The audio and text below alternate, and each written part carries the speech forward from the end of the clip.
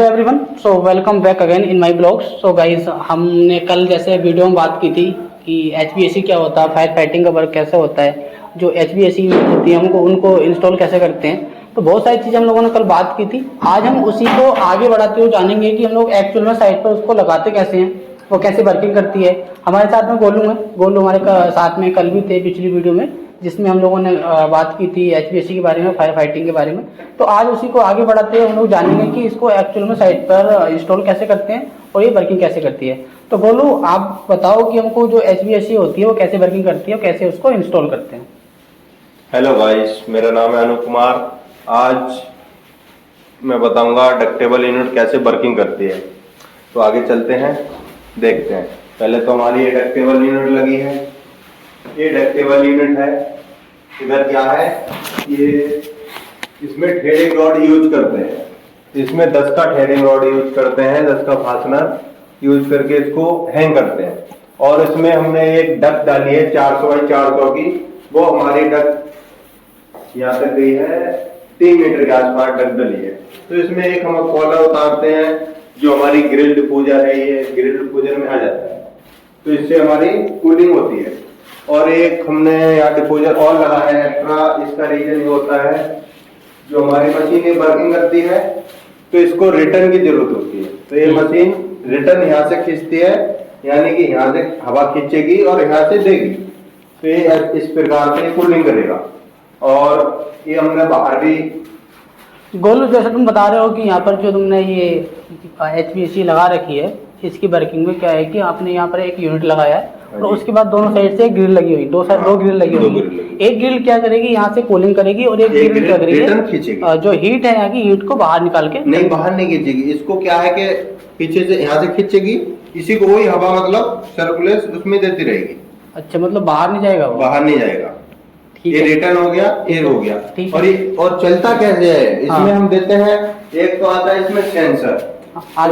वो सेंसर हम इसमें ऊपर भी लगा सकते हैं। ठीक है, उसको हम रिमोट से कंट्रोल कर लेते हैं। अब इसमें मांगा है, क्लाइंट ने मांगा है तो थर्मोस्टेट। तो इसमें हम एक कंडूट डाला है, अंदर से कंडूट डाला है, वो कंडूट के थ्रू इसको लगाया है। इसमें एक 2 बोर की वायर आई है 1.5 mm की, तो उससे मैंने इसको लगाया है। अब ये इसको ऑन करेंगे तो ऑन हो जाएगा।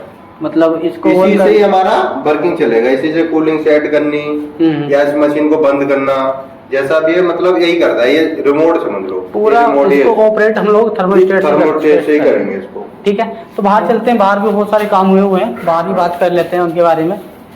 तो यहीं से स्टार्ट करो। जैसे कि ये मशीन लगी हुई है, कैमरामैन मशीन दिखाओ। ये मशीन लगी हुई है, ये मशीन लगी है। इसमें हमने डायरेक्टली इसमें ग्रिल दी है। अच्छा, डायरेक्टली ग्रिल दी है, क्योंकि ये ओपन एरिया है, इसमें ग्रिल ही अच्छी लगेगी, इसलिए हमने इसको ग्रिल दी है। क्योंकि वो हमारे सीलिंग के अंदर हो गया तो उसमें डक डाल।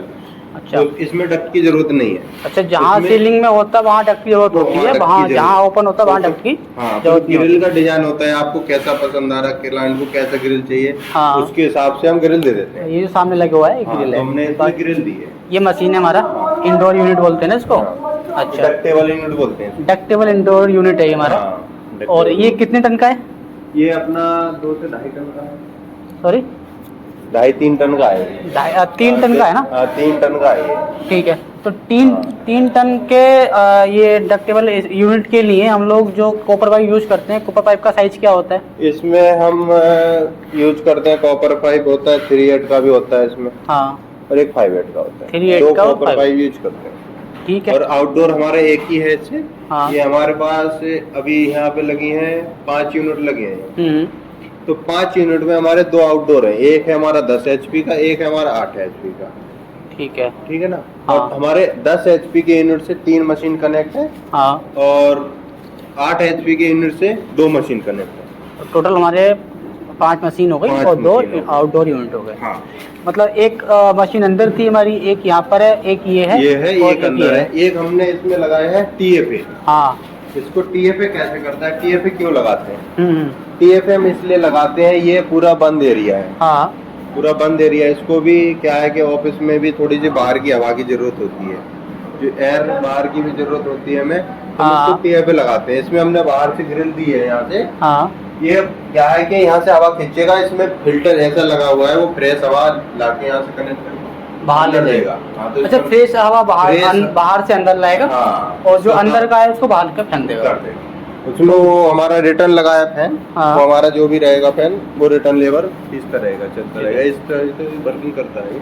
तो ये सारी थी दोस्तों, इसमें वर्किंग बता दी गोलू ने कि हमको ये HVAC जो किस तरह से वर्किंग करता है। हाँ, तो और हम लोगों ने 1 बाई 1 बातें की हैं, और हमारा- इसका यूनिटी बताया है, कितना इसका कैपेसिटी बताई है, और कॉपर पाइप के बारे में बताया है, और इंडोर आउटडोर सबके बारे में गोलू ने हमको बताया है।